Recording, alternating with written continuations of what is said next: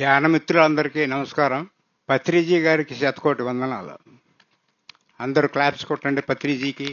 ఆ మహానుభావుడు మనకు ఒక చక్కటి ధ్యానం మాధ్యమాన్ని ఇచ్చాడు. ఆ ధ్యానం చేసుకుంటూ మనం ఈ లెవెల్కి వచ్చాం. నా పేరు రామకృష్ణారావు. నేను పాండిచేరి స్టేట్ యానాం నుంచి వచ్చాను. యానాంలో 21/21 ఒక పిరమిడ్ నిర్మించడం నేనే సొంతంగా కట్టించి పబ్లిక్కి ఇచ్చేసాం. సో అక్కడ ప్రతి పౌర్ణానికి ధ్యానం చేసుకుంటారు. తర్వాత భోజనాలు అయ్యే సదుపాయం ఎప్పుడు కూడా 24/7 అంటే everyday it is open. Everybody, anybody can come and meditate there. So ఆ రకంగా ఒక అద్భుతమైన పిరమిడ్, ఒక గోదావరి నది పక్కన, ఇంకో పక్కన ప్రకృతి. ఇలాగే ప్రకృతి చెట్లతో ఎలా ఉందో అలాగే ఆహ్లాదకరమైన వాతావరణంలో ఆ పిరమిడ్ ఉంది.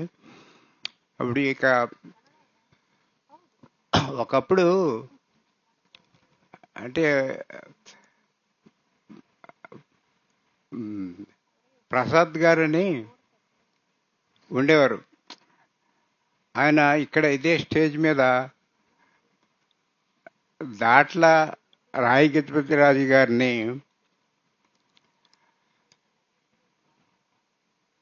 దాడి గజపతిరాజు అని సంబోధించాడు. ఆయన దాడి అంటే ఆయన ఈ రాజుగారు ఏ పని చేసినా కూడా దాడి చేసినట్టు చేసి ఆ పనిని సాధిస్తారు.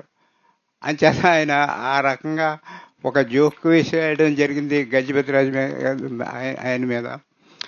ఇక లాస్ట్ ఇయర్ నేను ఇక్కడికి వచ్చినప్పుడు ఇంత డెవలప్మెంట్ లేదు. ఈ సంవత్సరం చాలా డెవలప్ అయింది. అద్భుతం.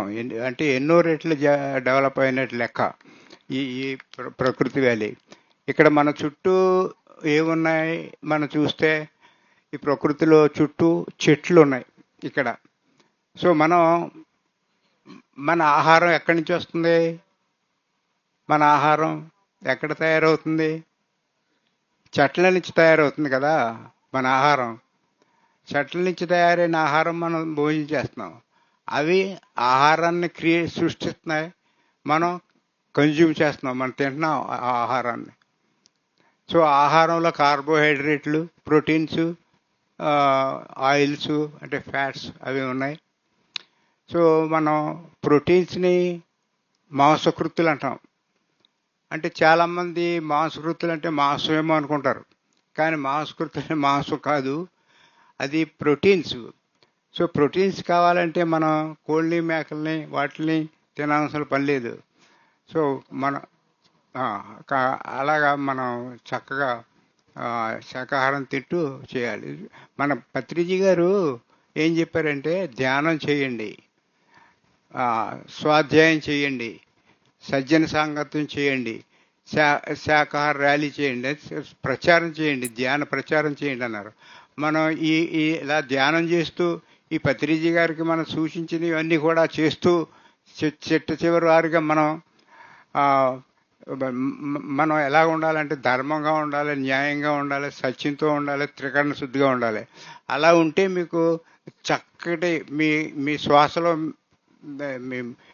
మీ శ్వాసలోనే మీ ప్రాణం ఉంది. మీరు ధ్యానం చక్కగా చేయగలరు. మీరెవరో మీరు తెలుసుకోగలరు. Okay, thank you very much. Okay.